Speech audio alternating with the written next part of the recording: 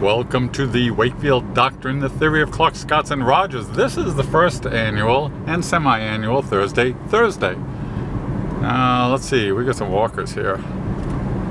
They're not riding bikes, but they're awfully coordinated. I don't know what we had there, probably a Roger Scott it looked like. Anyway, this is part 2. And we're going to deal with readers' issues in parts 2 and 3, as promised the day before yesterday. Part 2 deals with Zoe. Zoe is a friend of the doctrine. She's been writing in comments and questions, and we've been having a discussion.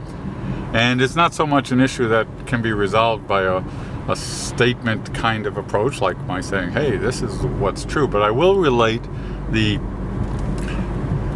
scope, the outline of our conversation. It's interesting and useful to anybody out there listening that has an interest in the Wakefield Doctrine, which I assume if you're already in part 2 and you haven't clicked next, then you probably have some kind of an interest. The thing has to do with predominant and secondary and tertiary aspects. Basic doctrine principles say we inhabit a personal reality we refer to as the predominant worldview. The nature of that gives rise to the characteristics that we refer to as personality types. A Scott is a human who grew up and developed in the worldview characterized as being that of the predator, as does a Clarke in the world of the outsider, and a Roger benefiting from living in the herd worldview. The doctrine says that that's where you start, and then we always have the other two aspects as a potential. So I'm a Clarke with a potential for Scotian and Rogerian. Hey, Rogers out there, note pronunciation. Proper pronunciation of the adjective Scott is Scotian. And for Rogers, and we have a good friend of the doctrine from years ago, who would do interesting things to the following. The proper pronunciation of to refer to something as having the characteristics of a Roger is Rogerian. So those are the approved of. Let's say that, sanctioned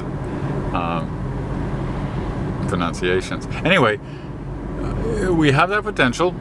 It does not require that you have a secondary and a tertiary aspect, but the discussion with Zoe currently revolves around the idea that, all right, you've got a predominant worldview, that reality that we talked about in the first part of today's video.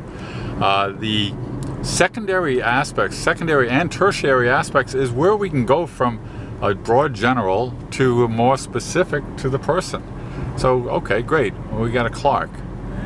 Hardly anybody fits the profile of a Clarke completely. That'd be stupid.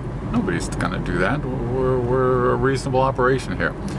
However, when you factor in a secondary Scotian aspect, as I exhibit, and say a weak Rogerian aspect, as I also exhibit, then you can start to color the picture to the individual.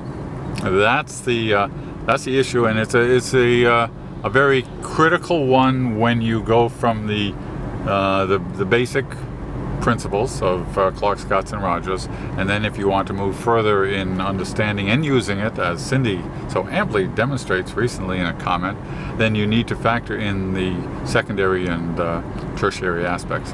More to follow. Quick note, since I'm at the same place as I was before, I won't bother with a quick note. Screw that. All right, that's the end of part 2. We will rejoin you in a moment.